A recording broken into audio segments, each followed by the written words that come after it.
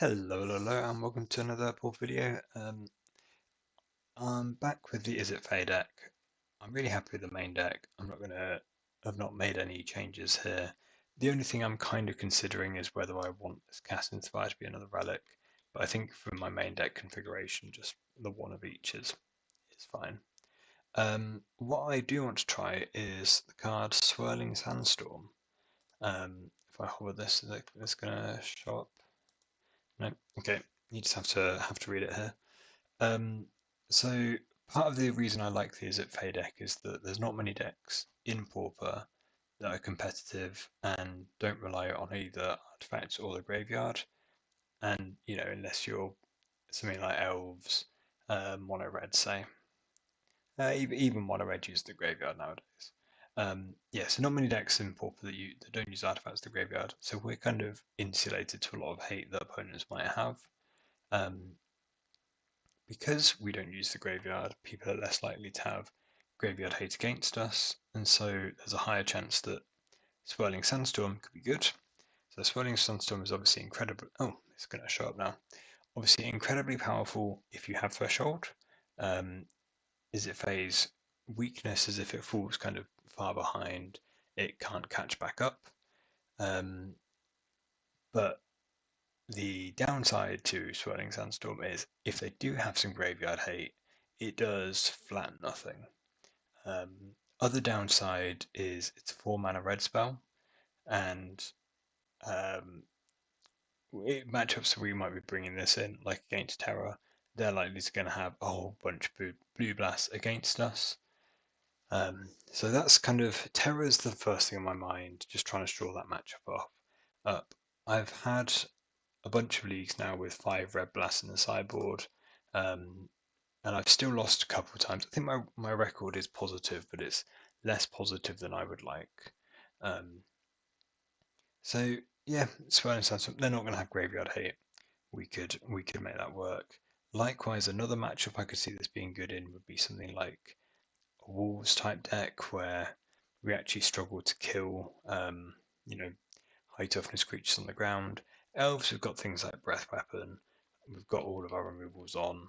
Um, Early, overgrown battlements is quite hard for us to kill. This could help us catch back up if they kind of overcommit to the board. Reasons not to like this are, as I mentioned, say Wolves and Terror are matchups I think this could be useful. They're also matchups where we're going to want a whole bunch of relic progenitus. The plan against Terror is to essentially use the relics, bring in the relics, slow them down a bunch, kind of make them, hopefully not be able have a turn when they can play some terrors, crack a relic, and slow them back down again. They don't have to have graveyard hate. If we have graveyard hate, we're exiling our own graveyard with a relic. So there's a real tension here. My intention, part of why I like relic against terror is that you can use just the tap mode, not necessarily the full-blown exiling mode to slow them down.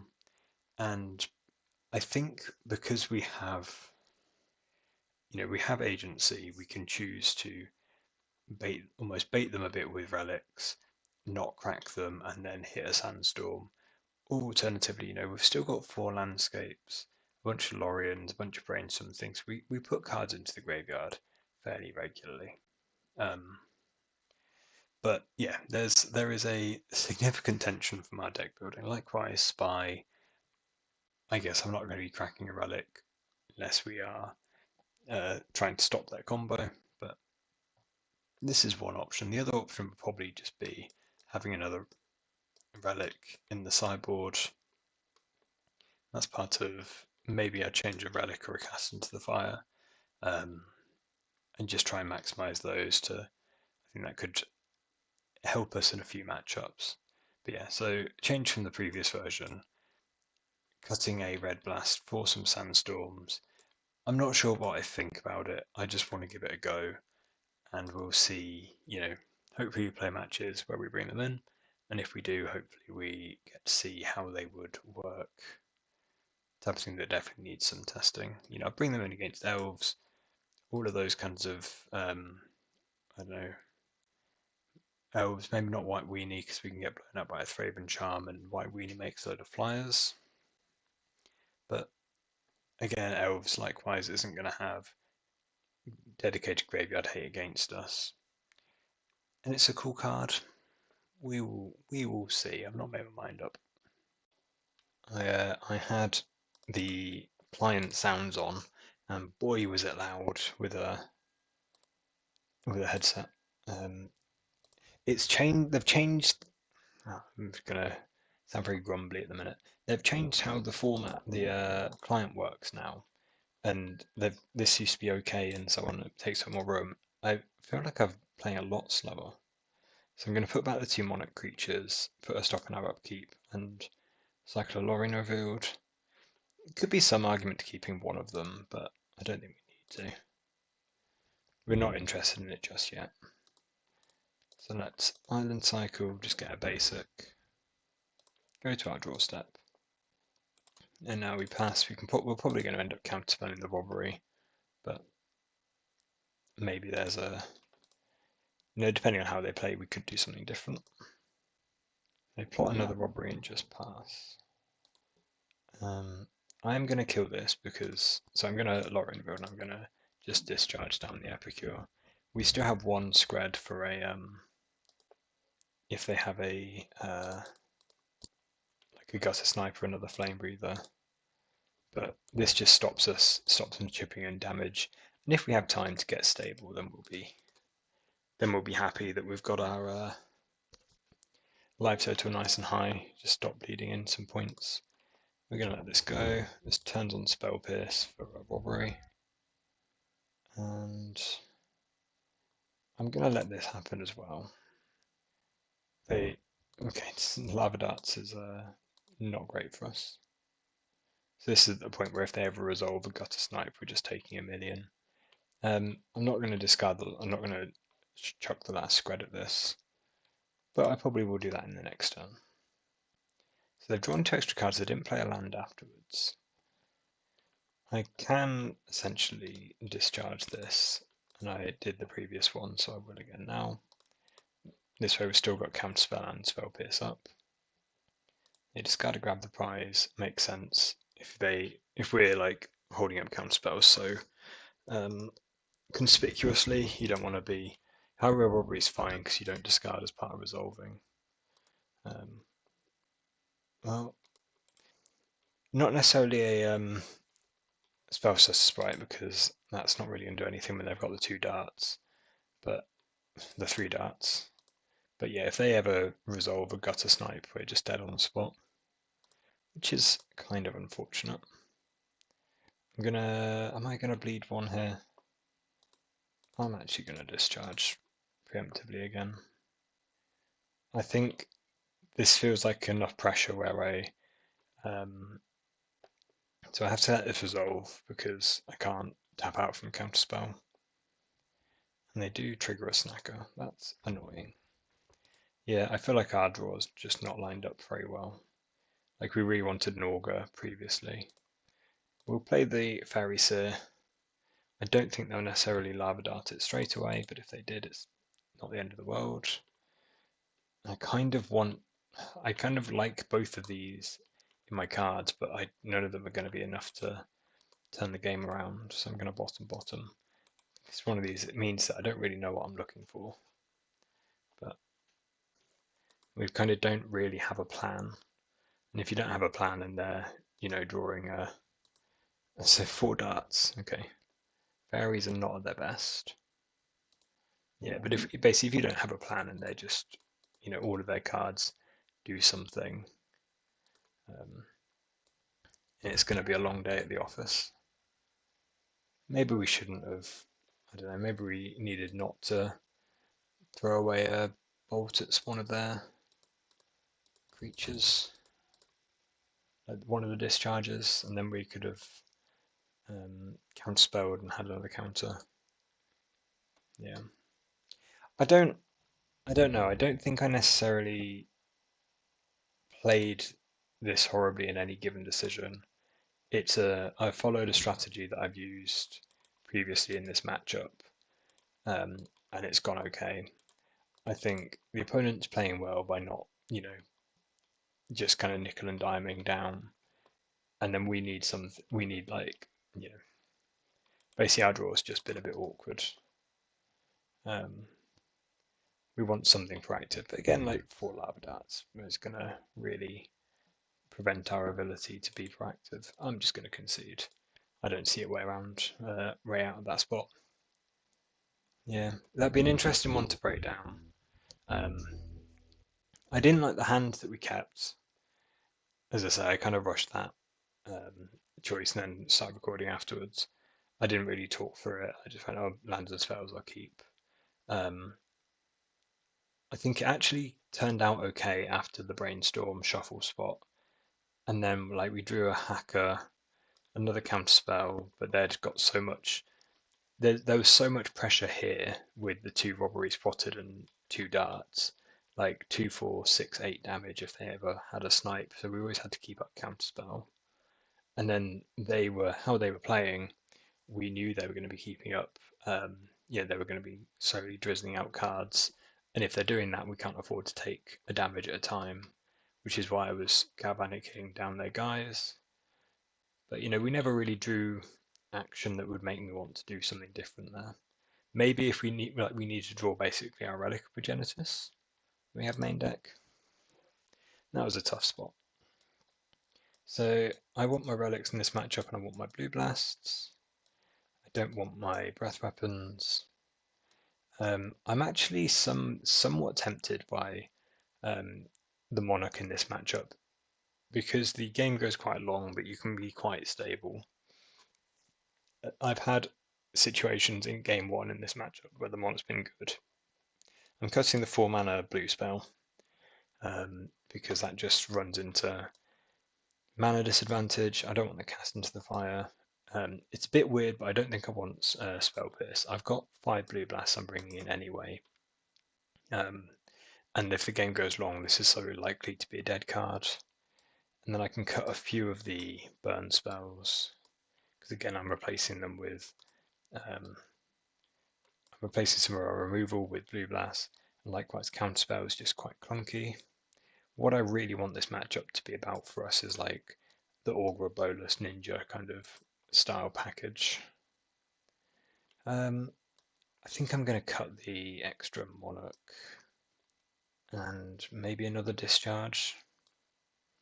I think because of how they played with the cast into the fire, they're quite likely to be cutting their counterspell. Sorry, their grab the prizes, for example, that I'd love to counterspell. Maybe that gives me enough reason to cut another counterspell and keep the discharge. Oh, that's one too few. I'll go back that way. I think that's the opposite of what I just said. Oh no, it isn't. Oh no, I've kept the Commodore in. Oh well. We'll see. It's only 1 card. It might not come up. Easy mulligan. This hand is very slow. That is certainly the first thing that stands out. I'm not going to go to 5. And I'm going to put back the sprite. I think the sprite is quite hard to make work. Do have a lot of choices on how we play this. Obviously, we're starting on the landscape. That's the easy first turn. It's what we do on their end step. How we fetch, I think, is tricky. Oh, that's rough. We're definitely going to be holding, so we need to hold up blue mana. We can do that kind of 2 different ways. I think I'm going to Island Cycle. I didn't actually work out what was best here. I've just kind of decided to make a play. This still could be Blue Blast, for example, or Spell Pierce. They didn't see the Spell Pierce, but we had it game 1. They plot the robbery, so they are kind of respecting what we could have, which is very nice of them. And I'm actually going to shuffle first because I can use the brainstorm to set up the auger and then leave up a blue again. Downside on that is if they have a red blast, to go with their draw 2. We could be in a spot of bother, but the relic is perfect. So let's put back the discharge the landscape, and we're just going to draw the landscape. I think we're just going to relic away this rubbish. We don't actually have to do it straight away, do we? The worst case is they play a mountain and use Faithless Looting, but I think I would be happy if that's what they do.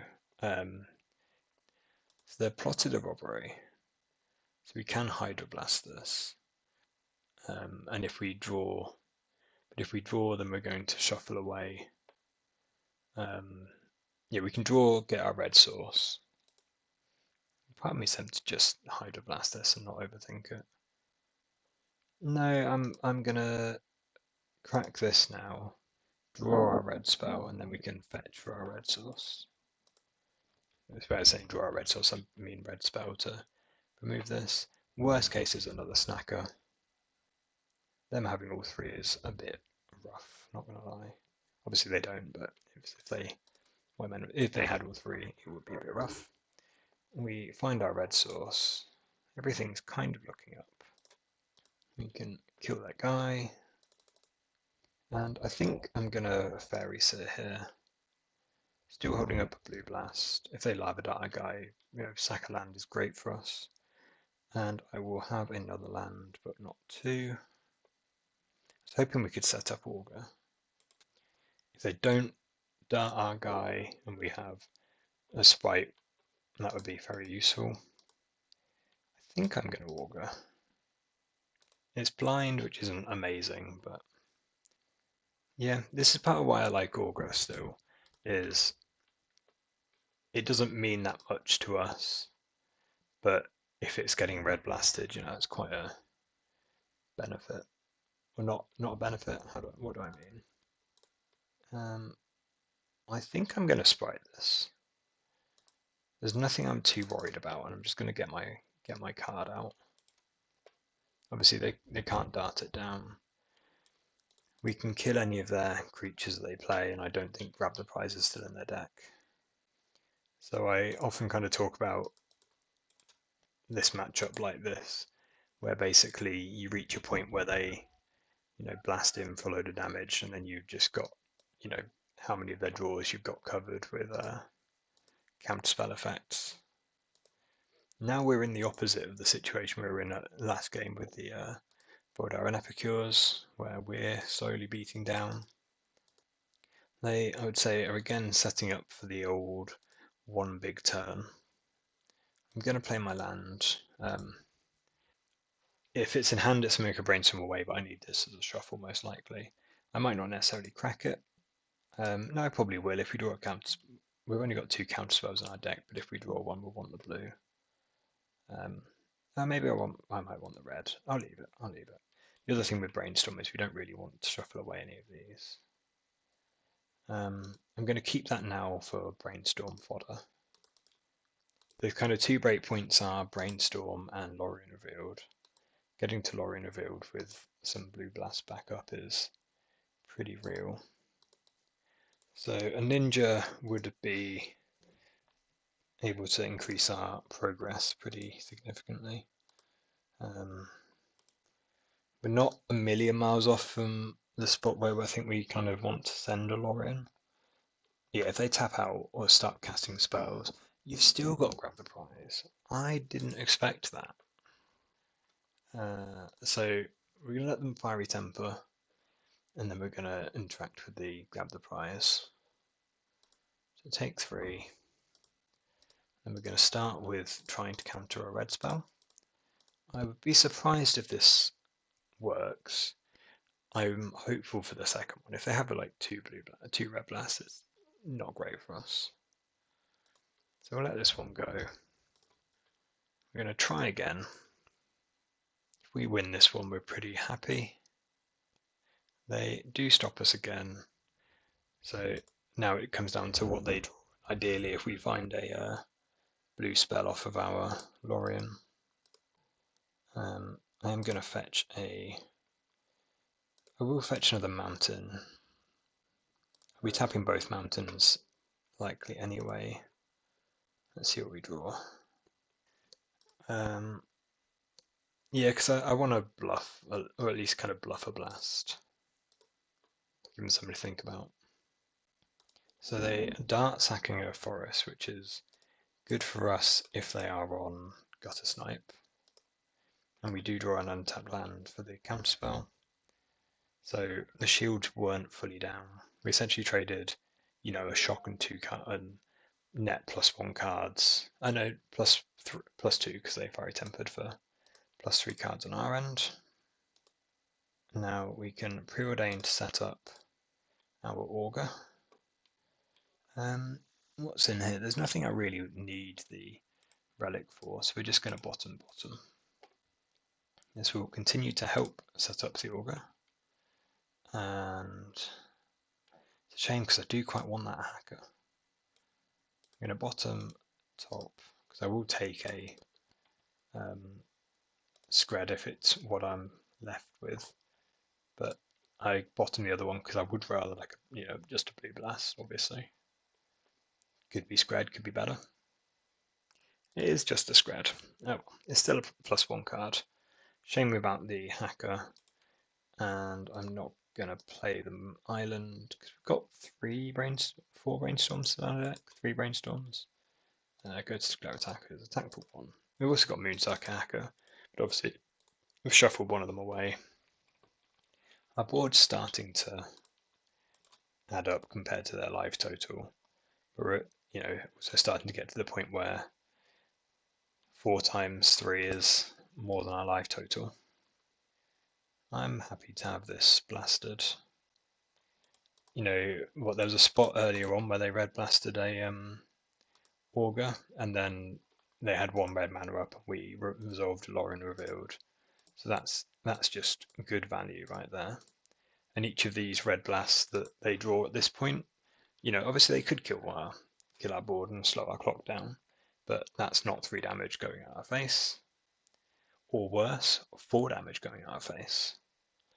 The problem is when they've got this many lands in play, we need to throw a counterspell at like a gutter snipe as an example. We can't actually just removal spell it. By the time our removal spell's on the stack, they respond and just throw their hand at us, and we die. So this is where if this particular discharge had been this discharge not being a counterspell was great. If this discharge was a counterspell, we would be slightly better off. But if we had that ninja, for example, to be honest, this scred being a ninja would have been better than it being a scred. Whether that means we should have played differently, but we get the concession. So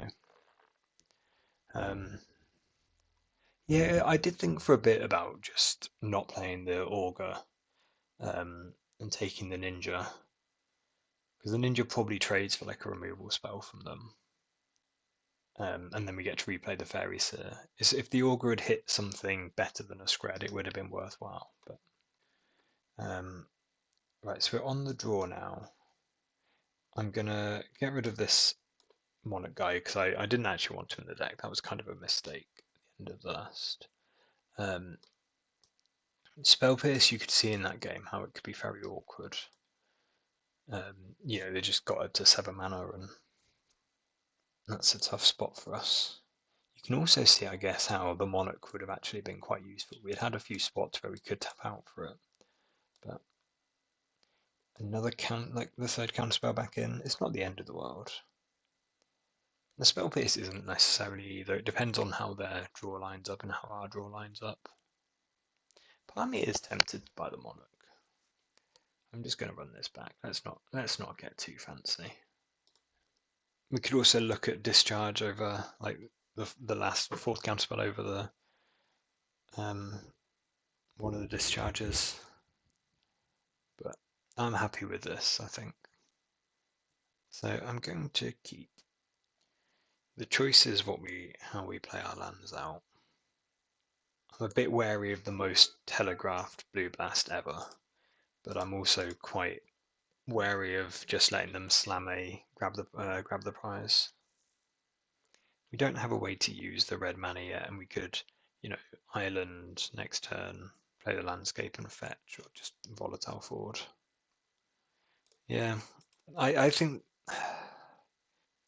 this is the safe option, but it's really, it's one of these game of inches type things. I think it's really punishing to have to, if we were on the play just for this sequence, I would feel a lot more comfortable. We're stuck with, very clunky, it's funny to say, with clunky 2-drops, especially when we're trying not to get ourselves red blasted. Like getting a spell stutter red blasted on the stack feels pretty rough. They're already hard to, make work in a world of lava darts. Yeah, we'll see what they do. If they force us to red blast to blue blast something, then it's easier, I think, to just probably play the landscape and hold up Sprite. If they don't make us, no, maybe I just relic and hold up forward. But then if they have a gutter snipe, we're in big trouble. It's yeah, lots of these small decisions. It's quite interesting. I need to actually write down. This reminds me, I need to actually write down sideboard plans and have practiced them, because I do find I guess it's the advantage of recording the games. I can go back and watch what I've done and what I thought at various points. I do find that I kind of end up changing or like not sideboarding very consistently. But then again, different opponents will play differently. Some will grab the prize, some will keep it in. This has been a whole lot of chatter whilst they're not there, so I'm going to pause and come back when they're back. So opponent has come back. They're going to resolve a looting. We can't blue blast this. Yeah, that's some good value for them. Does that change how we relic? What we do? Still a tough choice. Still changes a lot based on what we draw. Point remains that I'm going to be trying to fling a relic to just get the Faithless Looting is a house of a card in this match. Way better than it first looks. The fact it's one of these facts. It's a discard outlet that they don't have to commit to discarding the cards for. And you can imagine how much easier this would be if we played the volatile forward and we could play the island next turn. But again, maybe they just don't do anything if we do that. I guess the idea would be that we get to play the landscape last turn and can fetch an island this turn, play the island. No, it's all leading the same way. If they're just very patient, it takes us a while to get our lands under us in a sensible order, whilst not exposing us to too much risk. I think I'm currently leading towards playing out the volatile forward, which makes it easier to turn through the landscape. The risk of that is they have a third land and a red blast to force something through, but having the red source in play means that if they do resolve a pinger, we're not immediately just dead. If in terms of we can't, we're threatening, or could either could draw, or could at least threaten to remove it in our next turn. Give them something to think about. I feel like the opponent's other match has started, and I'm going to pause again and see when they come back. Oh, forgot to start recording, and also I shouldn't have kept this hand. So we're on the draw. I kept it because we do have 2 lands and a spell pierce, but we're just going to be too slow for a lot of people. Drawing the land there does help a lot. Just having a third land and there's too many matches where the Monarch's not great, so having both of them is pretty dire.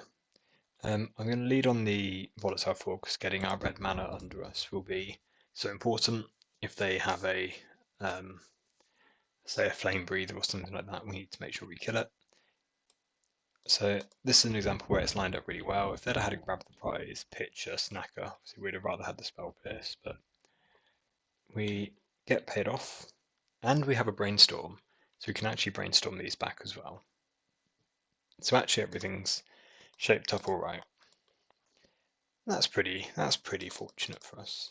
Still don't like the keep, at least not in the dark. Let's just turn our volume down a sec. Right, so the opponent has come back and we've drawn an island. I think I'm still going to play the Ford. Playing the having 3 mana up is a breakpoint. We're holding up 2 pieces of interaction. The blue blast gets any of these get red blasted as badly as the blue blast does. I don't know if that kind of underdoes some of what I was saying. I think, let's say I was focusing on the clunkiness of our 2 mana spells over, and then like how our lands make it difficult to do both. This has helped quite a lot. I'm pleased with that draw. Although I'd also like not to have another land coming too soon. You know, a red removal spell, a blue blast, or a fairy seer is a great draw for us. Being able to actually activate our spell stutter sprites, set up our next draw, all good things. We're back for the opponent's turn. They have suspended a highway robbery and passed back.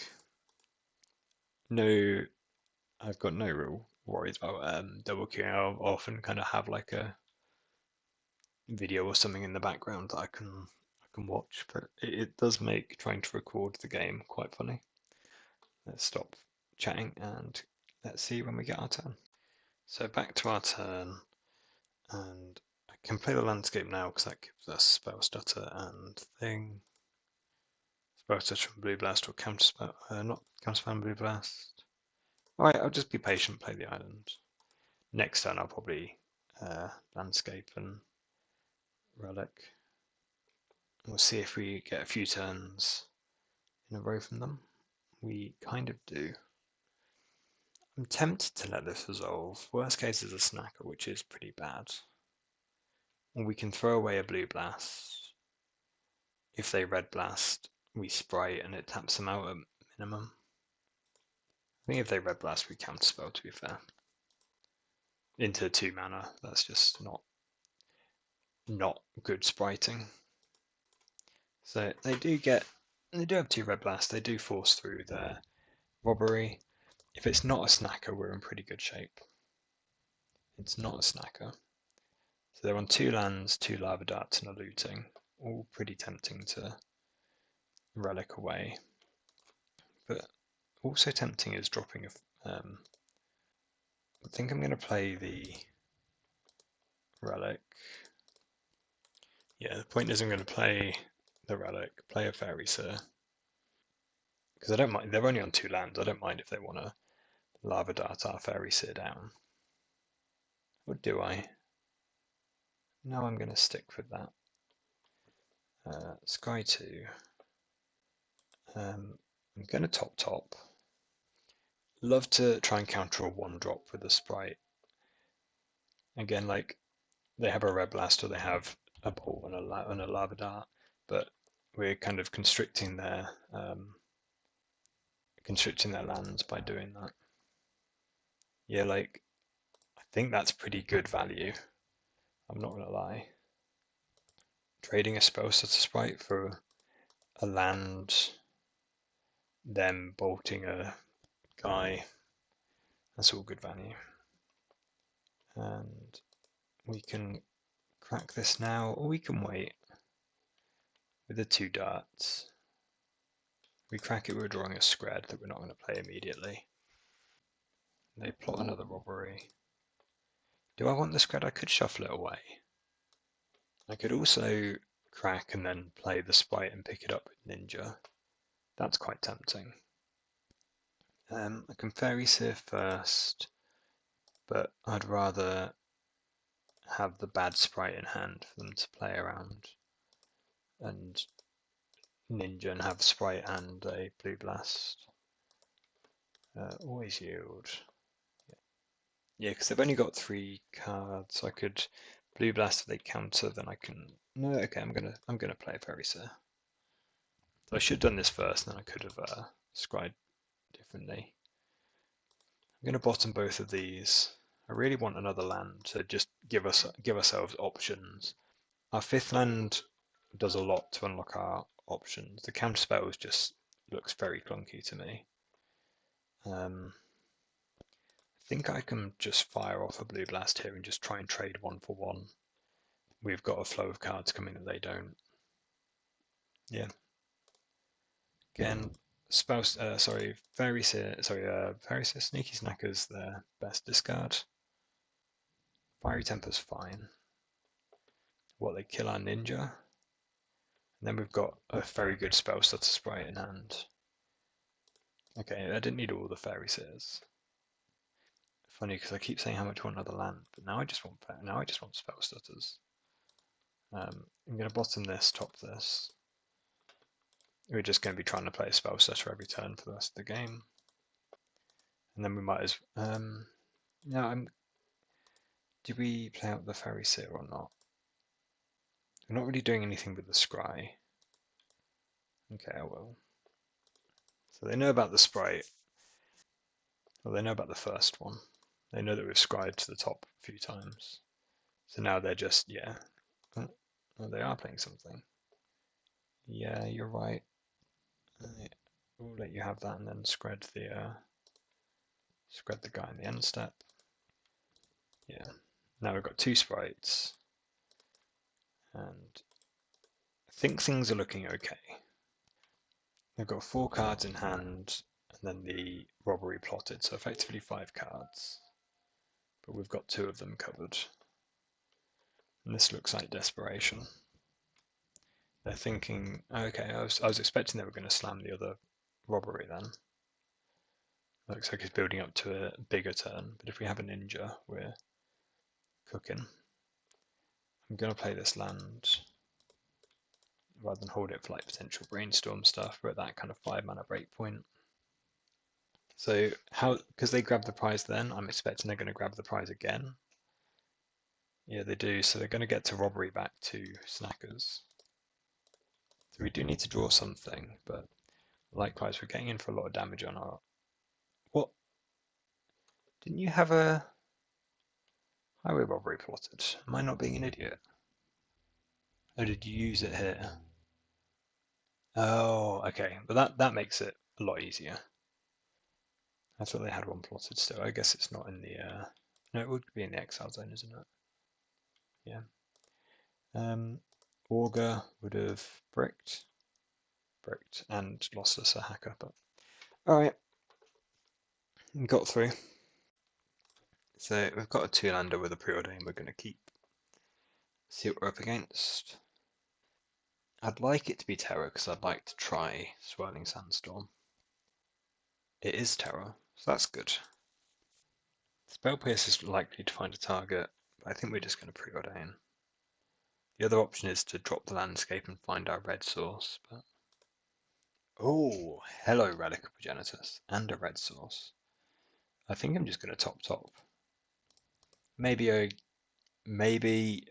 the ever so slightest thing I put the relic higher in case I get thought scoured, but that's so unlikely.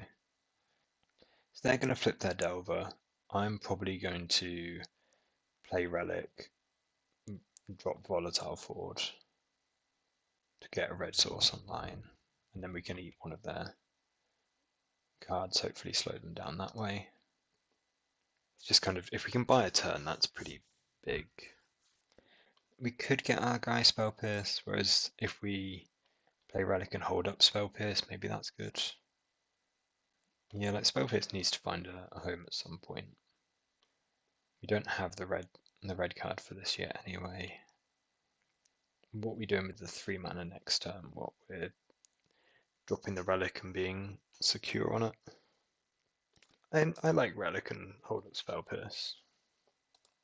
And then the other thing to note is that we don't do it now, because if we do it now, then they can mental note in response.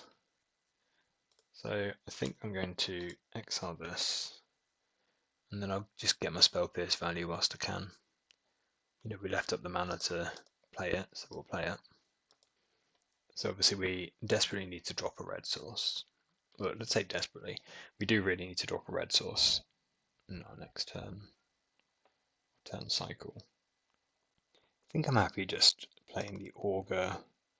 If it hits, great. If not, fine. If they counterspell it, amazing. It hits, that's good. And then I'm just going to drop the forward, and we'll see how good their turn is. Nothing. We like nothing. We like nothing more if we have a way to kill their Delver. So go to the end step, and now obviously we can relic, because they can't snake anyway. If they play a spell, sure. We'll untap and relic again. So let's just yield to all. Oh, they're all spells. We're going to struggle to keep them off of castable terrors next turn. So we do hit a way to kill a Delver, and we get to attack. Part of me is tempted to try and kill this now. The other part of me is tempted to take an extra swing. Just go to 8. Just keep slowly bleeding. The advantage of just continuing to slowly bleed out is if we get to sprite something and get +1 card from that interaction. Let's lead with a brainstorm. Put back cast into the fire. I'm tempted to put back the Lorien and just rely on the Admiral instead. It's much more castable. We're going to be discharging this in their upkeep. Now that we've got counterspell, and worst case they counterspell back and we can relic to stop them off of a... Yeah, but I don't think we're necessarily fetching. That was meant to be their upkeep. Oh well. I have an extra land. Yeah, I think we do need to do something, or this stupid guy is going to kill us. I'm not necessarily convinced we're winning this counter war, but winning the counter fight isn't everything if we can stop them from terroring as well. Part of me is tempted to relic now. So if they have a 1-mana spell, they have to use it, or we'll get an instant or a sorcery out of their graveyard. And then we can counterback. We can still play around Force Spike. Dispel, sure. So no response, no response. 3 things in the graveyard, so we're going down to 5, but they can't drop a terror. Swings and roundabouts. I don't think I want to draw the Lorien Revealed at this point. I'm going to fetch and get another red source. Stupid Delver, just go in the distance. I'm going to relic first, because if they play a 1-mana spell, we either sprite it or we get to resolve the Monarch. We do have 7 red removal spells. We did get to Monarch. Let's see if they counter. They do not. So we battle in for 2. Love to draw a red removal spell. Or love for them to try and play a 1-drop that we can sprite. Sprite to block is pretty good. Sprite to get some value and block, sorry. Counterspell is fine. Not great, but fine. We're going all the way down to 2. Don't love that. Weirdly, I hope their hand is just 7 snakes. Sorry, 4 snakes. They will draw an extra card off this. And they don't play anything. How strange. So we're going to see 3 cards to try and remove this. Let's play the Fairy Seer. Top this, bottom this. I will play the land. This is a shuffle.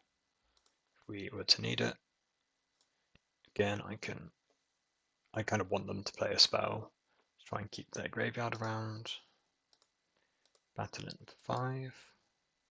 Right, so we've got the Monarch back. We draw for our turn. This is going to be the Brainstorm, right? Let's Brainstorm in their upkeep. Doesn't make a difference, just, might make their mana a bit harder to use.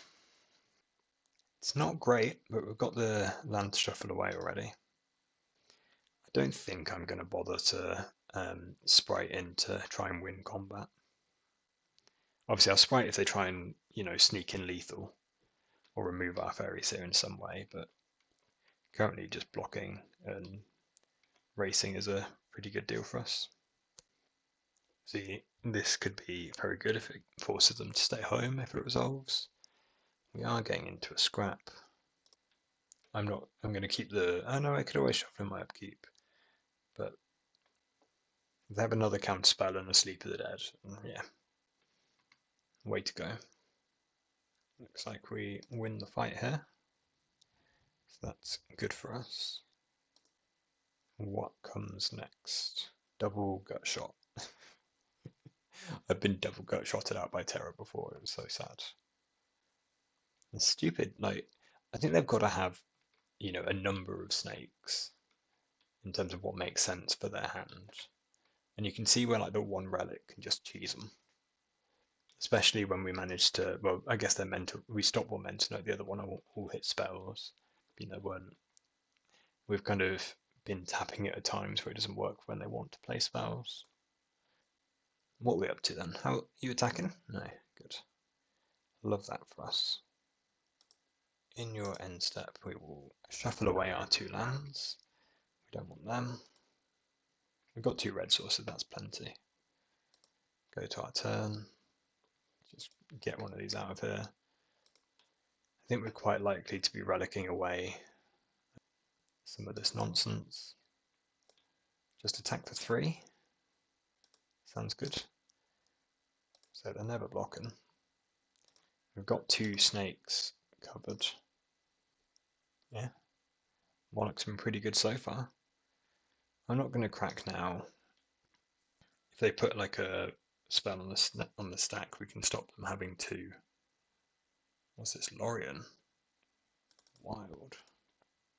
I say that's kind of not spending a lot of mana to not affect the board. That like this turn, what would have been lethal on our crackback. So right, the little delver that could sure did try, but we managed to get there off the back of the main deck relic.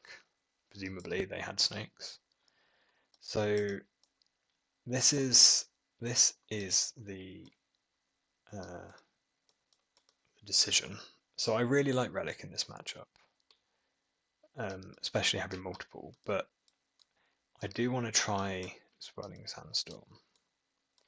Downside to Swirling Sandstorm is it's a 4-mana red spell, and it also doesn't kill Delver, which I have realised. Well, I knew it wouldn't be good against fairies. I've only just realised it doesn't kill Delver. And I guess that means we're keeping the discharges, or some discharges. Boarding out a relic seems wild. Seems to be putting a lot of. I want to like the Sandstorm, but I do like the relics. I'm going to go absolutely wild and do relics and Sandstorm. I don't see this was like the extreme plan. Obviously we're cutting the discharges because we've got Red Blast and Scred now as our removal spells of choice. Does make us a bit weaker to Delver, but so be it. Cutting the Fairy Seal, though they do have gut shots. They play a lot of 1-mana spells, so our sprites don't need that much help. And yeah, we're going to try Sandstorm and Relic. The idea is that the games go really long anyway, and often Relic is managing their graveyard slowly rather than blowing it up. But obviously there can be, when we're quite good at putting cards in our graveyard with our landscapes, Lorians, and cantrips.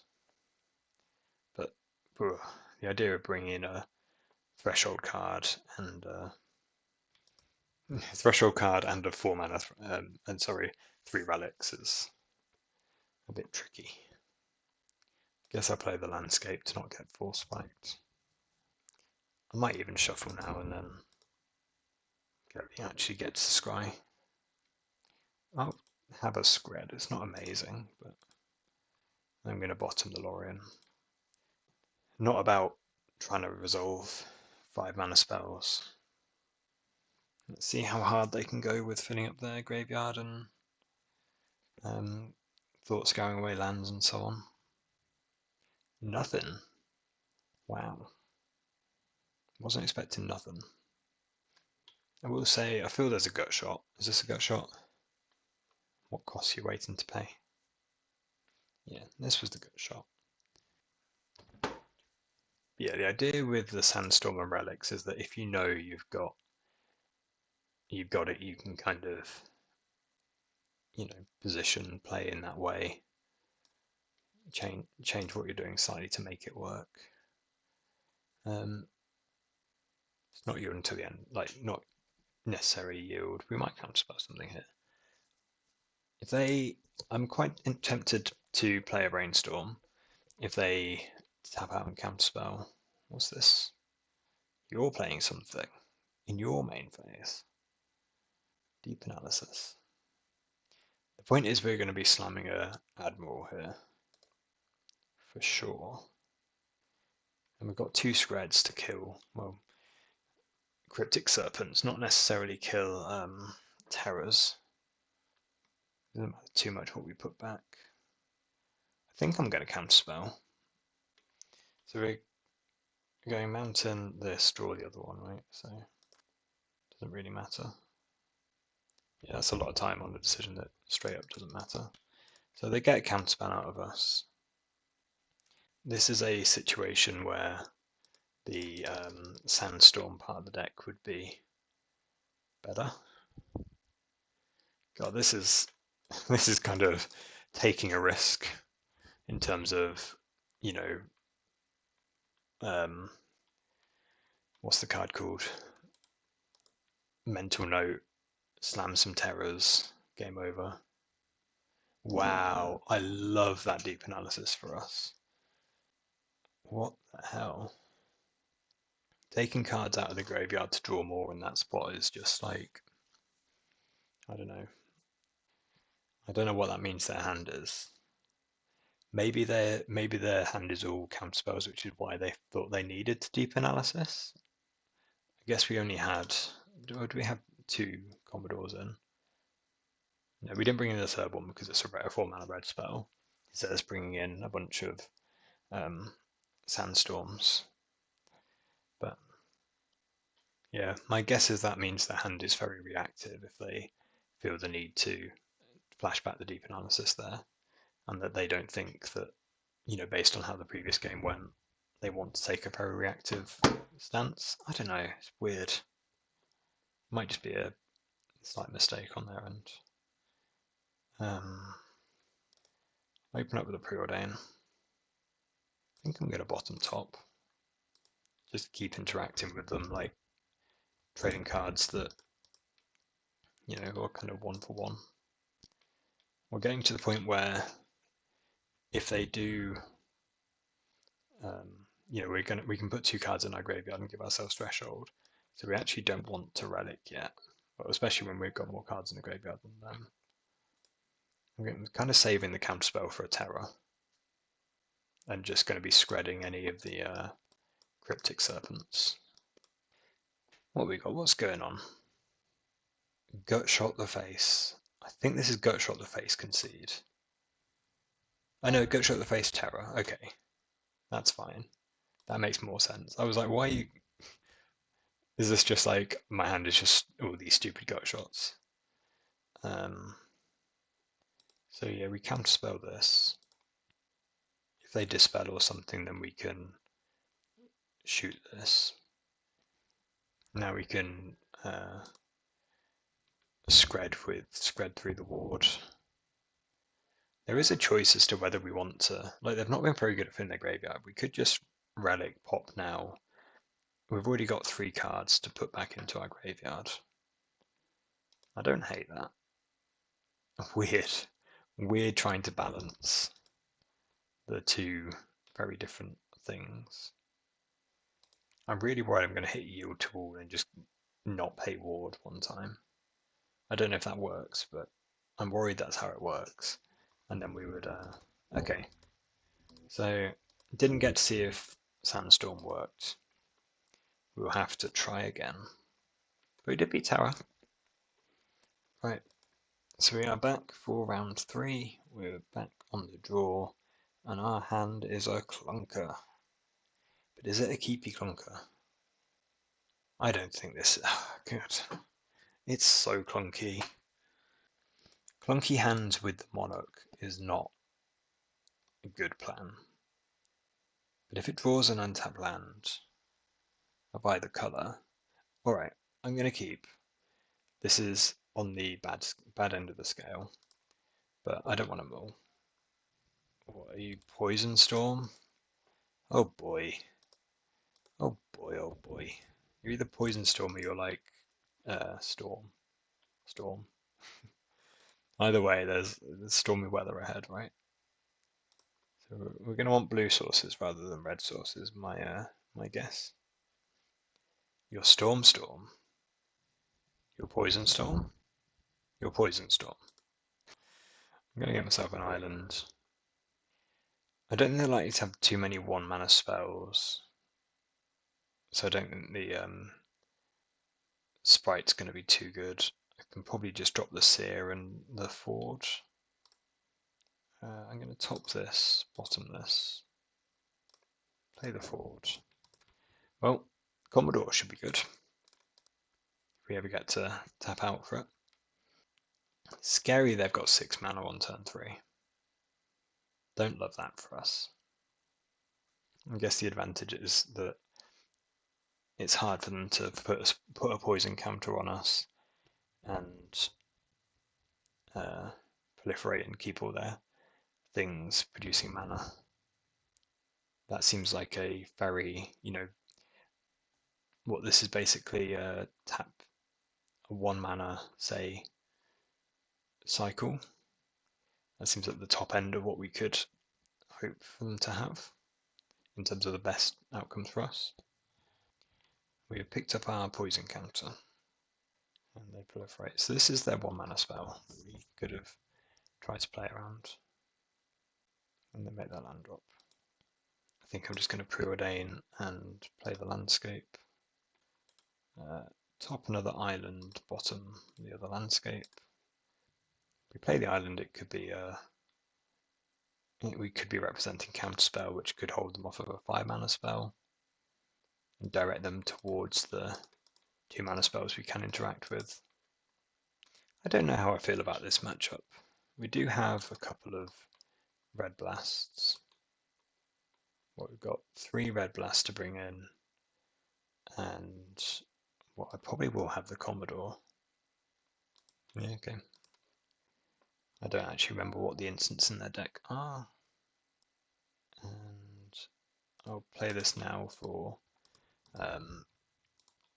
brainstorm related things.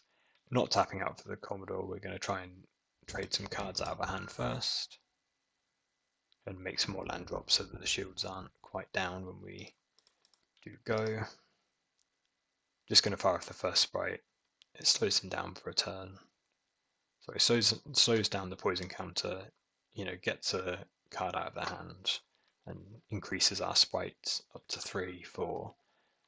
I don't think they would like to play too many steady progressors, but if they did, then we're still potentially representing counterspell for I can't remember the name of the 5-mana one, but that seems to be the one that would be, the backbreaker.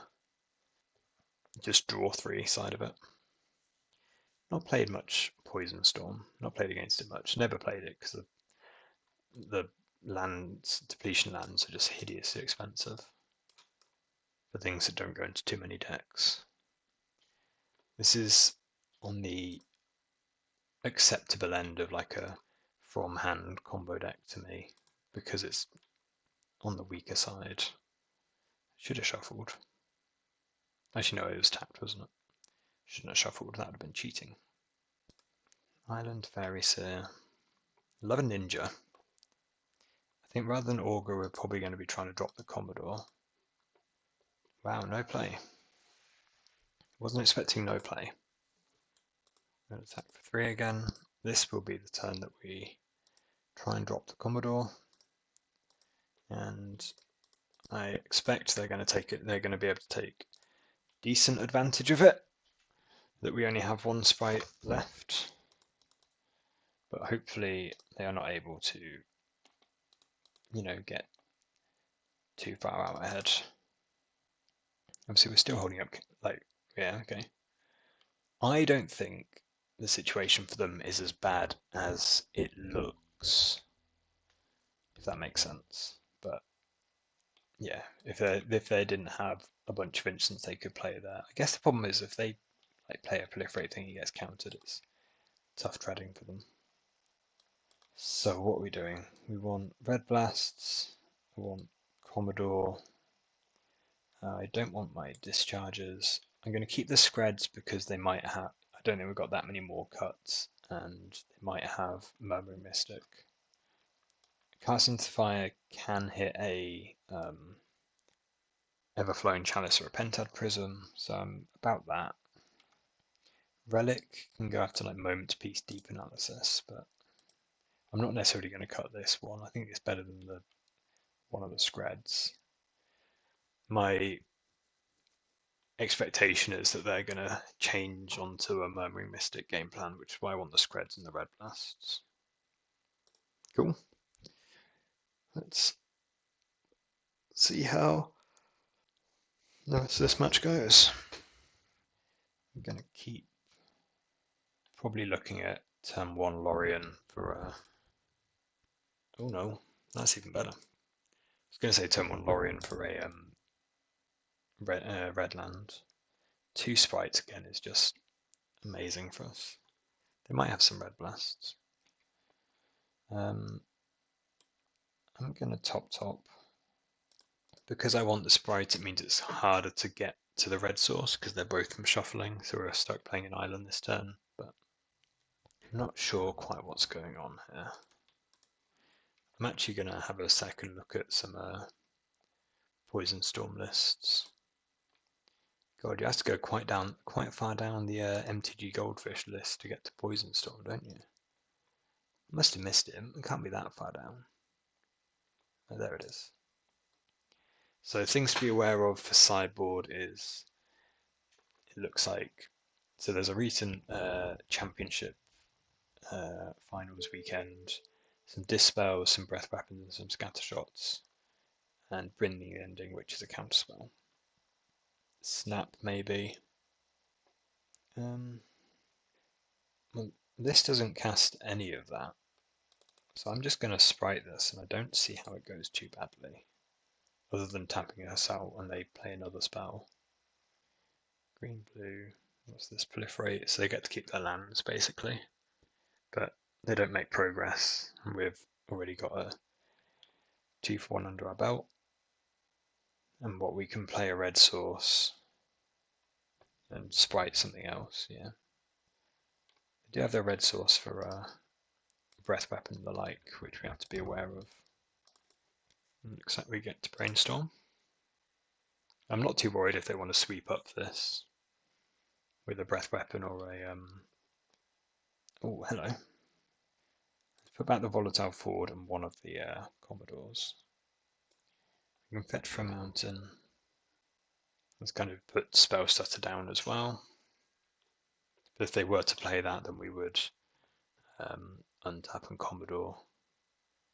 I'm kind of tempted to Lorien as well.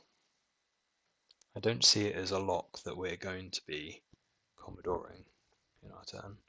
Yeah, okay, this just looks great for us.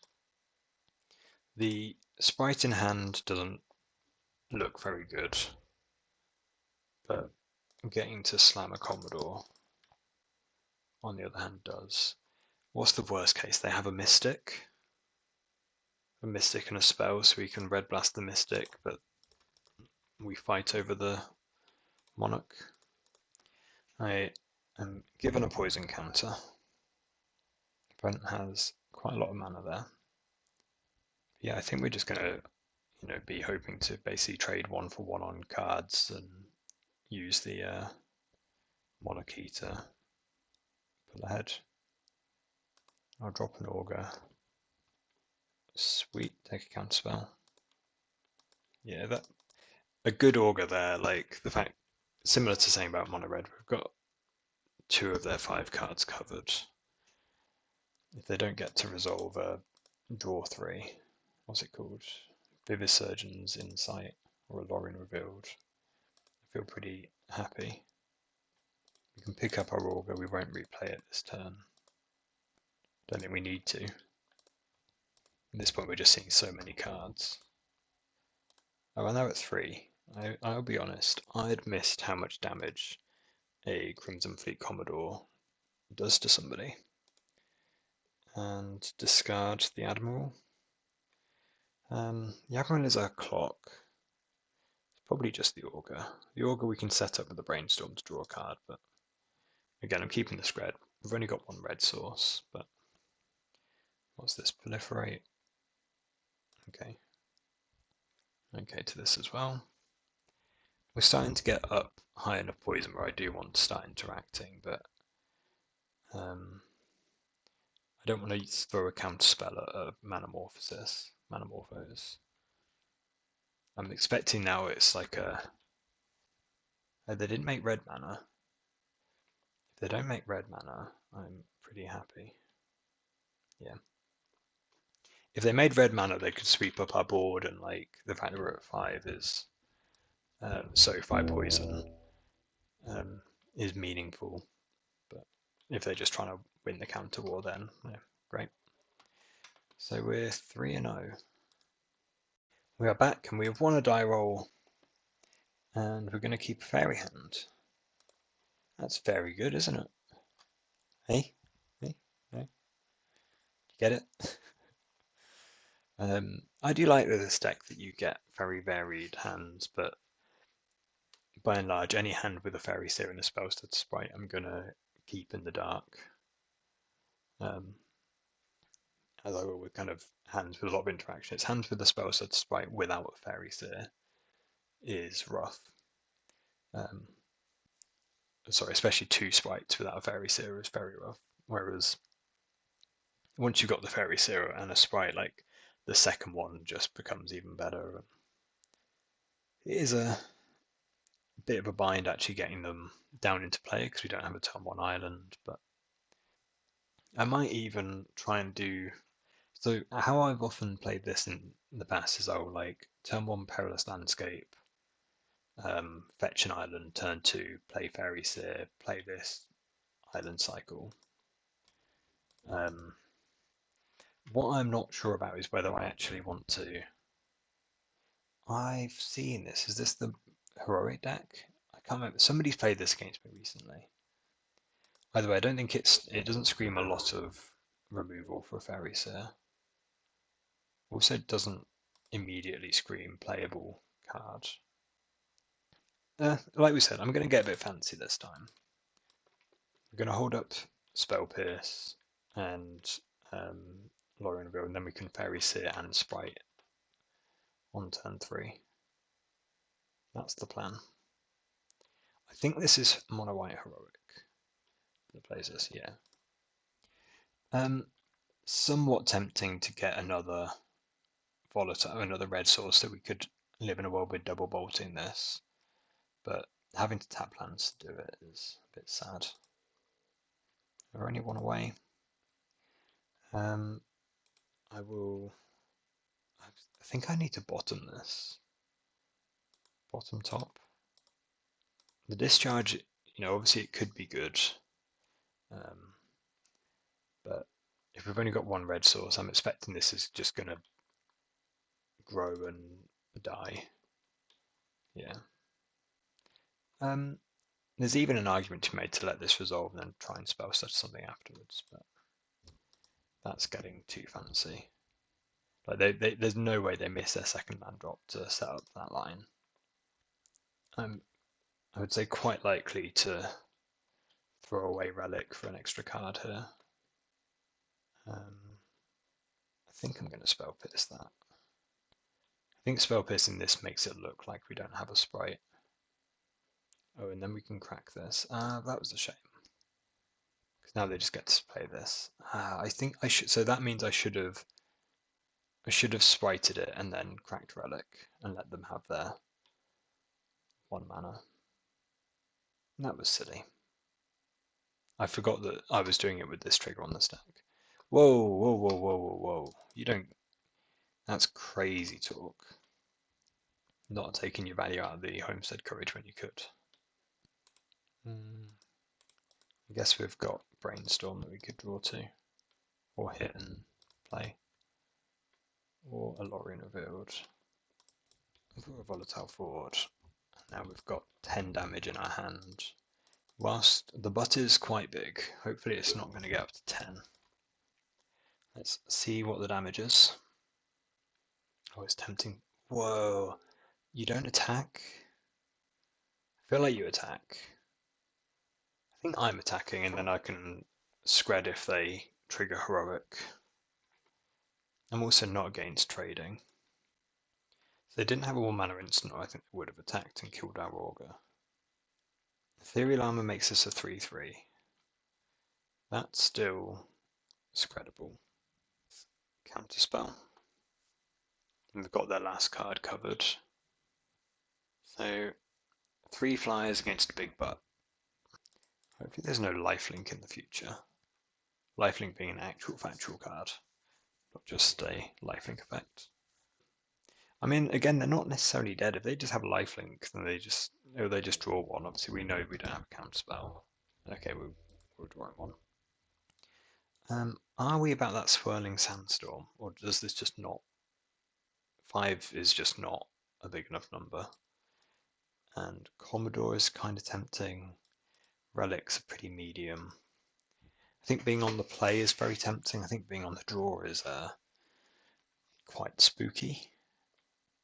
I don't want to cast into the fire. I don't think I want a relic, although it does get the what's it called, the eyes thing. So Swirling Sandstorm doesn't hit. It doesn't ever kill the 04. It doesn't kill the Swirling Sandstorm just doesn't do it, does it? That's what I'm saying. This guy's tricky because they've got the red thing. They've got pro red, for example. I might just be doing that. This cycles. Cycling's good, right? Maybe it's another Commodore. Just a big body. I think tapping out on turn 4 is like, you're already winning those games. So just having Relic as a cycle effect is fine. Well, this is another hand that's going to try and do fairy things. We get to play our red source quite freely turn 1 as well. Okay, and then we'll. Turn 3 sprite could still not be, turn 2 sprite, their turn 3 play could still not easily not be enough.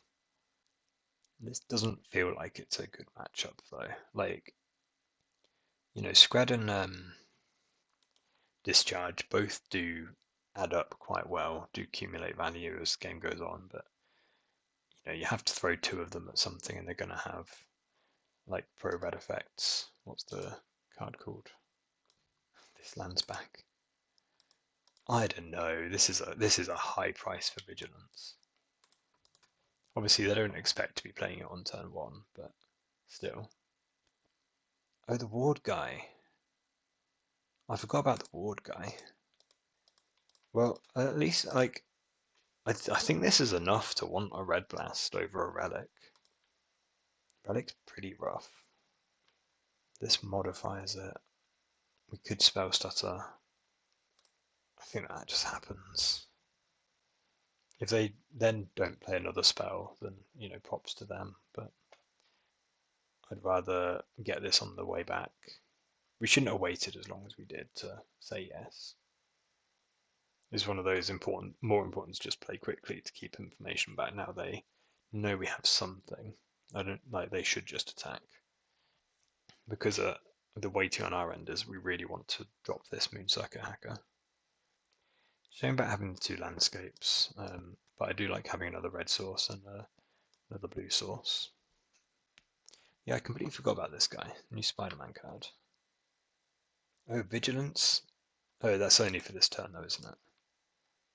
Well, no ninjuring for us yet. Probably means I should have played the landscape, but this guy, ward is pretty good, but I think it's reasonable that they can outgrow our removal spells, whereas ward doesn't really do that. Part of me is tempted to let that go, but that's crazy talk. I think we're just if we counterspell this and this has to stay home, I'm not going to Lorien reveal because we do have a lot of lands already, and we could actually be drawing 3 in a kind of try and find a land. But it does really sting that we didn't play the landscape. Yeah, I think the advantage of playing the sprite here being that, again, like, it's not the end of the world if they enchant this, and if it doesn't have vigilance, we get to proc ninja. We're ahead. Not too impressed by this guy. Okay, it's pro-red, but it can still be chumped. Basically, it's a 3/3 that we can only chump, but they're hopefully not going to resolve another spell. This feels like a very big draw step for them. What's the advantage of this? It keeps our Moon Circuit hacker at home. But the downside is that if we counter it and then they give this lifelink or something, I think we can potentially beat the Trailblazer. We've got, we've still got these 8 removal spells in our deck. We can still beat a 3/3 flying pro-red. If we counter that and then they have a lifelink or something, we're not beating that anymore. They stay home. That's a result. So you can brainstorm. I don't think I want the discharge or the other landscape. I don't hate the landscape. If they're just staying home, I just want to keep, drawing counter spells and playing things. So I'm going to draw the landscape. I will shuffle before drawing the discharge at this point, but then we're holding up fetch 2 counter spells so we can actually just slam something on the first one that doesn't matter. And fetch 2 counter spells or brainstorm if they don't play out their hands. Yeah, I just don't think this is going to grow enough. That's my theory that I'm hoping to prove in this game. They don't get much value out of their redundant bodies. They're basically just blockers at this point, right? So I need to shuffle first, which is a bit annoying. Or I could just accept that one of my brainstorm cards is a discharge. Probably not the Moonsack. Oh no, the Moonsack Hack is an extra sprite down the road. Is there a world that I'm just not fetching again? I'm just going to augur into a discharge at worst. I can see that. At some point I need to make coloured mana sources with these lands though. Now we've only got one counterspell again. That was bad. That was not very good. I'll take the discharge. The second one makes it a real removal spell. So again, if they had 1 card. If they've drawn 2 good cards and can go bait spell, good spell, say bait spell that we don't have to counter. They're just passing. I think we're happy. Great. Knowing what we know about our hand, I feel like that was kind of their spot to do something. So let's fetch an island. I'm kind of tempted to just red blast discharge my guy for 3 energy. Just spend the mana. That's funny. Because it's just banking up when we do draw the other one. Well, I don't know whether that was the right play, but it was what I decided I want to do. Kind of like the scred. I guess this is just very hard for us to attack through. How are we attacking through this? I guess that's the point. I'm saying I've got this great amount of counter spells and a long game sorted, but there's a point where we're just not ever attacking through this. That's quite funny. I guess currently we've got the 1/3/3. Or we just go wide with a few hackers. Do I want this scred then? We need to scred this at some point if we're trying to go wide and battle through this. And then Lorien revealed. Again, thinking that we're not necessarily able to tap 5 mana just yet. Now, by cycling the Lorien revealed, making the land drop, I think we're better placed to be able to do that next turn. And again, I think I'm going to be tempted to scred this in our turn, and if they try and probably in their turn to be honest, but if they try and fight once we've untapped, Okay, they're just done. I think there's a relatively good chance that they were. If this was the Trailblazer, okay, it wouldn't have flying, but they could just throw things at it and it would grow and potentially kill us. I think there's a reasonable chance that we don't ever actually beat this. Like we can't let it have lifelink. We've got well basically a 3/3, 4/1/3s, 4/1/1s, and 4/2/1s. That's a lot of jump attacks to get through. But anyway, we tired them out, we knocked them out, and we are 4-0. So I made the offer. I'm going to keep this. We've got a red source, got a relic and a brainstorm. So obviously, if the spread's good, this hand is better, and we hopefully won't be staying up too late tonight. Don't want to be on like Turbo Fog or something. Pest food. Ugh. So I think we're probably going to lead on landscape for ability to get a mountain. Does turn off our brainstorm shuffle, but we've got the Lorien build for that if we need it. We're up against presumably mono red. I've had pretty good results into mono red, so that's not the end of the world. So not the end of the world. That's probably a good thing. And I'm going to drop my relic in case they are on a snacker type thing, and obviously hold up removal spells otherwise. This all looks pretty great. And that's tempting.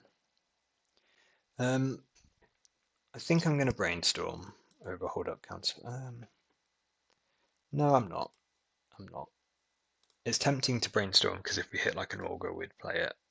But I think holding up because we've got creatures covered, and holding up count or representing counterspell would keep them off of grab the prize, or make it very risk. It's hard for them to take the risk on grab the prize. You'd feel tempted to play around it.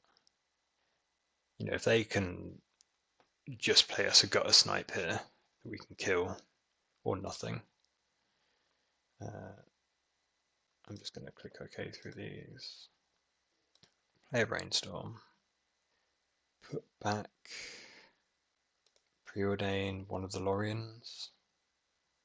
I like having the fairies here so we can so that if we draw a counterspell it'd be good. Could be put back fairy seer and just island cycle twice and get 2 land drops sorted. But again, if we on our turn 5 we might well want to play the fairy seer so we've got another thing to attack with cheaply. I'm actually just going to double Lorien revealed. Let's get 2 more islands. And then say this is our Commodore. I don't think they're going to have haste creatures, and I guess they can make 2 creatures, that'd be rough for us. Otherwise, we're going to hope to be able to keep the relic, keep the monarchy for ourselves. Let's say I'm not surprised that our guy got lightning bolted. I was not expecting him to be long for the world. They do begin to snacker. So if they have a what's it called? Epicure here. The monarchy may be under threat. They do not. So we can bolt this and then crack relic. That seems like a good start. And then we don't really need to hold up another red source. Tough to say what to do here. Because although we've got a lot of we've got 4 counter spells, we've got 4 sprites to draw. I don't think we're likely to be countering something with a sprite. So I think the options are Lorien for a blue-red and just play that, leave up 1 mana, or just play the augur. Because we've only got 1 red spell and they've not taken the opportunity to play 2 spells that turn, I'm just going to play the augur, hit a counter spell, play the land, and I'll keep the Lorien because we've got our next land drop as well. Yeah, when we've got 2, and even another red source here. So that's all worked out quite nicely. If we're not dead. On the other hand, if we're dead, that's not very worked out very well. I feel like we beat most things that aren't another snacker pretty handily. A snacker becomes quite tough. Yeah, okay. 5 damage, pretty good. But I feel maybe more confident than I should be. We've got to remember at this point in game 1, they don't have as many red blasts, so their actual like burn spell density is much higher. I'm just going to throw a counter spell at this. Stops the snacker coming back straight away. It's annoying that we have to potentially use another one on the Faithless Looting, but maybe we draw a fairy, a sprite. What's this plot? Grab the prize. No way. This seems like a game winning that they went for it. Because now they're down to 3 cards. I might just bolt this now.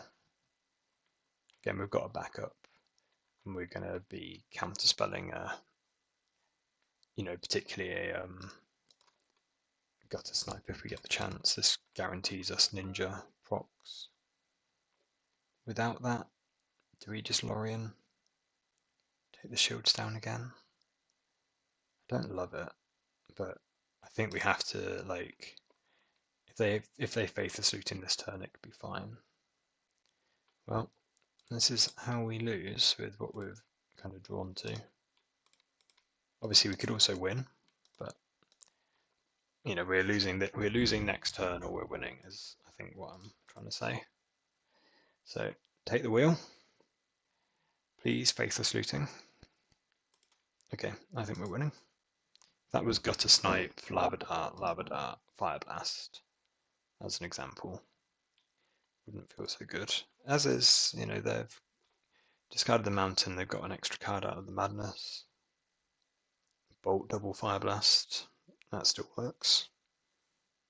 But having the Fairy in play to kind of start the turn with, or start the action with a sprite is pretty good.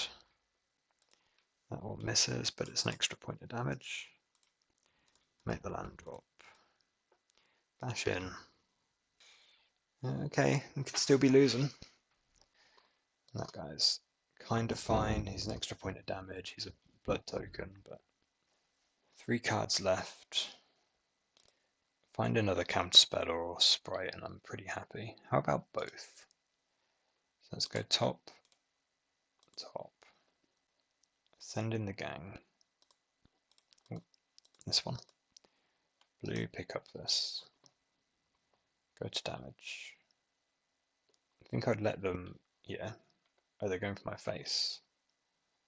I think I have to sprite this. And then I think I augur. I'll just hold up counterspell. I'll just hold up the counterspell. If we draw like a sprite, it stops one of the ways that we lose. Play the Fairy Civ first, so we can hopefully set up our Moon Circuit Hacker. Let's go bottom, top. I'm actually going to run out the augur to take that brainstorm. Maybe I even brainstorm to help find a sprite if we pick up a ninja, but I wouldn't play it this turn anyway. So let's not. I don't know. We've got brainstorm, counterspell. We kind of need to find a sprite or they brick. Fortunate to win game 1 there. And then post board, I've had decent success. So we want the A7, we don't want the Cast into the Fire. Again, I don't think we want the Spell Pierce. Been cutting some discharges, some counter spells, and the Admiral, because it's a blue spell to get red blasted. And what was the last thing we were doing? I keep getting stuck on this last spell. It's basically, I'm not sure on whether it's counter spell, Commodore, or a discharge.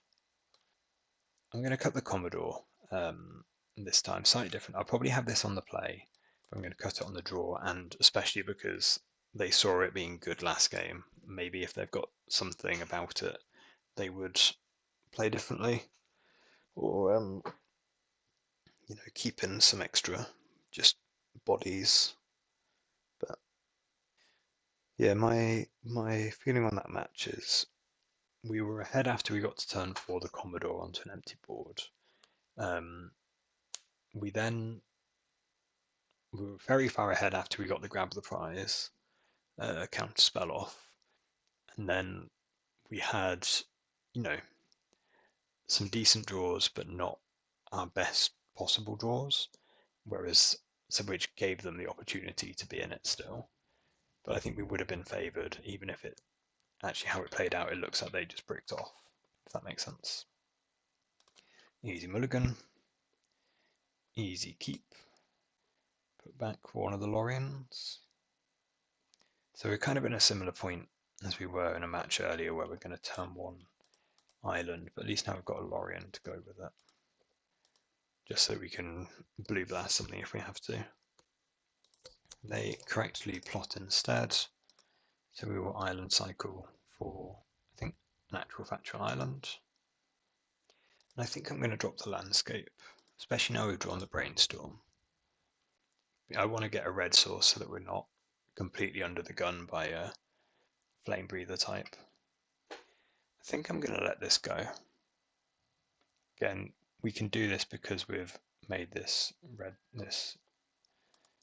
land drop, but I will try and blue blast this. I was expecting they were going to red blast back, to be honest. I wasn't expecting we were going to get that. Let's start. I think the shields are just down this turn, and we're going to be trying to find a removal spell. We start with the brainstorm, we can preordain scry 2 to the, or like Fairy Seer, scry 2 to the bottom, or if we preordain first, we see the most number of cards. I'm going to go bottom. We do draw a removal spell. Do we want to play the Fairy Seer here? I don't hate this, play Fairy Seer. No, I'll just hold up brainstorm and represent a blue blast. We can always scry 1 to the bottom with the just no respect.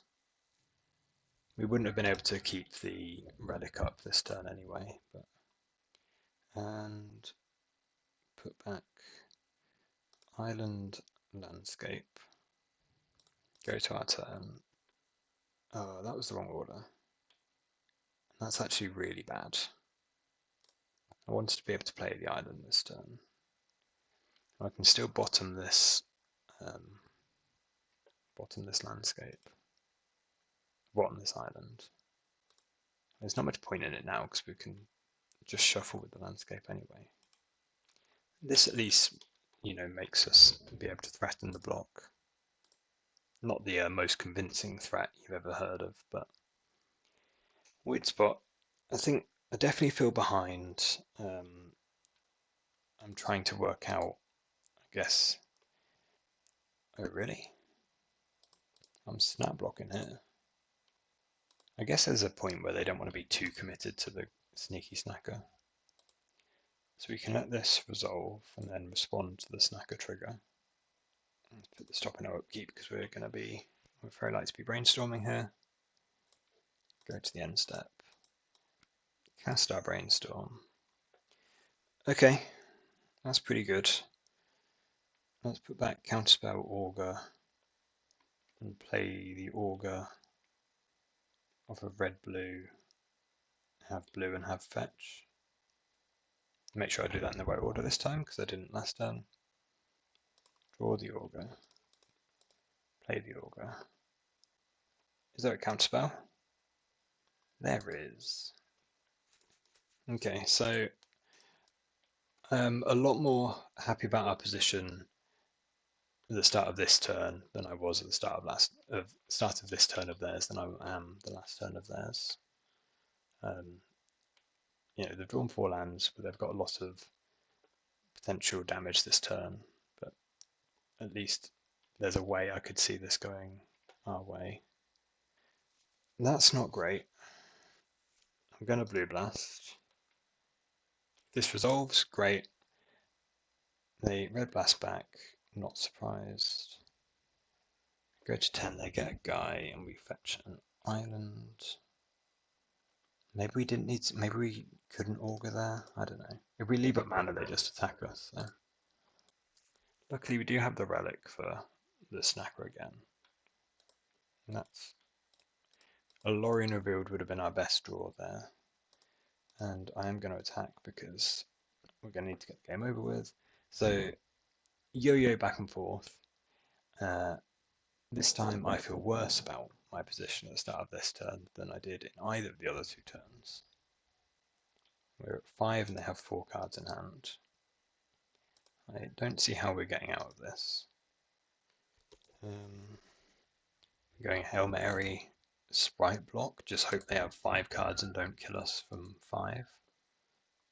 Yeah, maybe I should have let them have the Flame Breather for a turn to stop them getting to grab the prize off. There's no way this works. It might turn out to not work in a disastrous way. Yeah. I don't even need to go through concede menu. So pretty big to be on the draw. I'm going to bring in one of our monarchs again. Am I?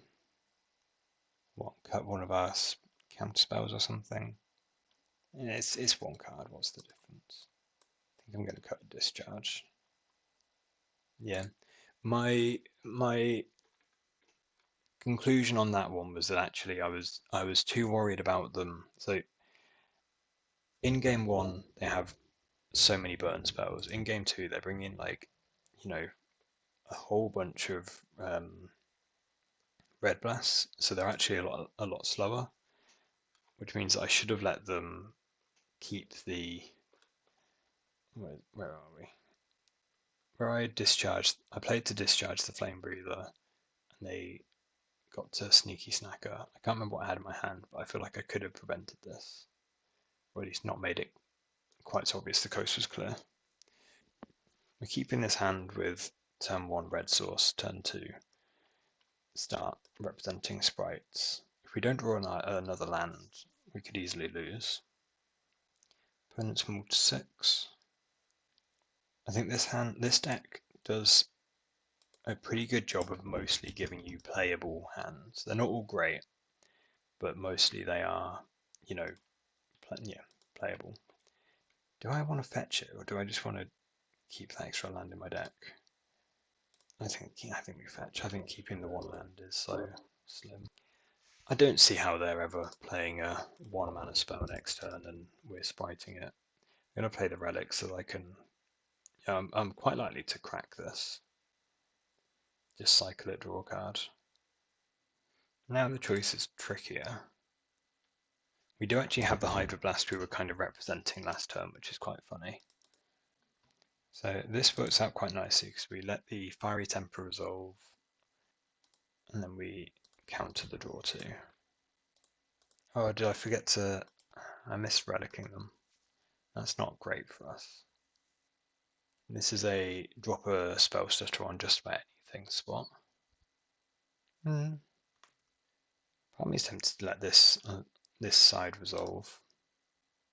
I'll still spell stutter in the end step if I don't get another target, but maybe that's getting too fancy again. I didn't want to tap this for red blue, then play a gutter snipe or flame breather. But I'm happy to trade this for trading it for a lava dart's not great. I might just. They've only got 2 cards. I'm probably just going to eat the looting and the lava dart now. And drawing the fairy sim makes that a lot happier. Looking for lands. Oh boy. I'm going to top. So when they've only got 3 cards in hand, we're less worried about Flamebreaker, Gutter Snipe resolving at first, especially when they've not got a million mana already. I'm going to play the Fairy Seer pre-combat. I don't want another Fairy Seer, but I will keep the Ford. And this just means that if they want to interact when we put the ninja on the stack, we've got another kind of layer of protection. Obviously Red Blast still stops Sprite, but that's kind of a good card for them to have to use. And I think I'm just going to let this happen. Again, they've only got 2 cards now. I just want to keep trading cards, keep them low resource. Let's play the Fairy Seer, just kind of repeat the last turn. I'm going to bottom. I don't think we're auguring this turn. Maybe that's wrong and I actually want to take a, almost take a swing this turn, tap out, and say you've not got enough cards behind you to do a really damaging turn. But blind augur. We could have guaranteed a Lorien revealed in here, but we didn't need to. We knew it'd be good. Augur never bricks. And the Fairy Seers keep on coming. They're still at only 3 cards because they keep making land drops. So Gutter Snipe's getting better. I think we do throw a Sprite at this. I'm expecting it's getting red blasted, but on the off chance it doesn't, this wins the game. Okay, I'm not sure what's going on.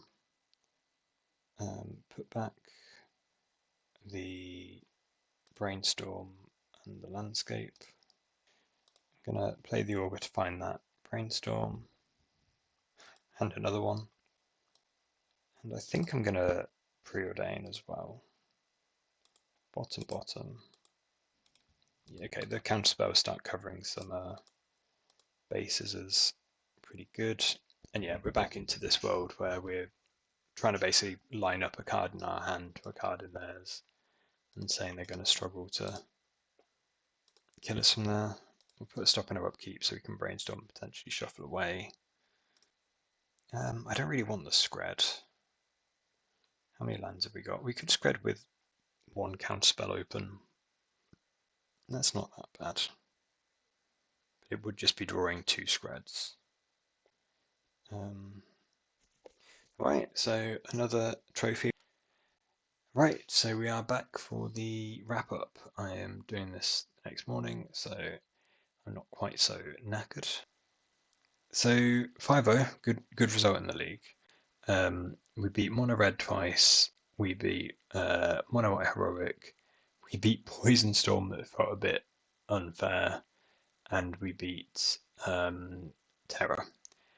Against Terra, we boarded in the Sandstorm and the Relics. We never actually drew a Sandstorm, but we kind of would have had the opportunity to either Sandstorm or Relic them.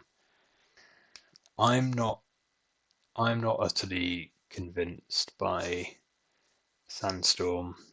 I think where we had it in our deck, it's a tough one. I guess I would need to test it some more. Where we had it in our deck, again, the prediction of we'd have agency, would be able to use one or the other kind of came true, but we didn't want it in any of the matchups. We wouldn't have wanted the extra red blast either. But I just don't think I want to open myself up for more potential issues there. I think that's it's basically looking back in the cold light of the morning. It just looks a bit too cute to me. Again, likewise, things like you couldn't even bring it in against Jund or Affinity, where it might be good because they're just going to have leftover Nile spell bombs. Elves is already okay without needing to rely on the Sandstorm. We've got the Breath Weapon, we've got the spot removal spells. I don't know, maybe I do need to give it another league. I will see. But I'll be interested to see if anyone else has any thoughts or kind of contribution, ideas to try. What I'm kind of going back and forth on is whether I can sneak another Relic into the 75, because I think, I really do like them. I think they help a lot against the kind of mid-rangey matchups. I think they help a lot against, obviously, Terra and, Spy, Medium. They're They are pretty good, but Spy is pretty good at removing them post board. They see a lot of cards. The other option is to try and find another or room for another Monarch creature. So I think our mid-range matchups are okay because they're okay if we play around the Monarch. If they keep the Monarch from us, then they're pretty rough. Yeah, we'd expect to be outcard advantaged. But then we come back to the same problem of if we fall behind, or they do like a big refurbished familiar thing, then we just get run over. I'm not interested in, if the plan is to kind of go toe to toe for them on cards, essentially with the Monarch, I'm not interested in using a cast into fire to kill their lands. The game's going to go long. They're going to have enough lands. I'm just kind of trading 1 for 0, in my opinion, at that point. Obviously, if we get them early, it could be good, but I'm not necessarily boarding this out because it can still go after a Blood Fountain, a Reverb, or something. But I'm not excited about it. So yeah, options to consider. Back to Red Blasts, back to, or changing it to a Red Blast to a Relic, or changing it for another Monarch creature. Not quite sold either way.